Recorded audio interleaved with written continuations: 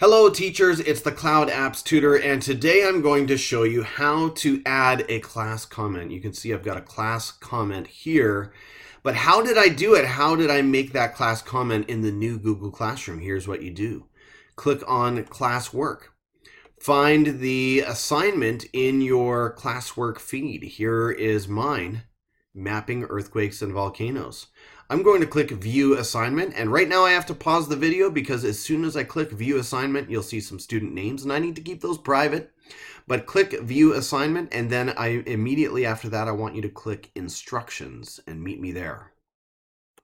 So you hit View Assignment, and then you hit Instructions, and now you're at this lovely page which recalls all of your instructions on the assignment, your attachments, and voila, down here is your opportunity to make a comment to the class. There it is in less than a minute, Cloud Apps Tutor.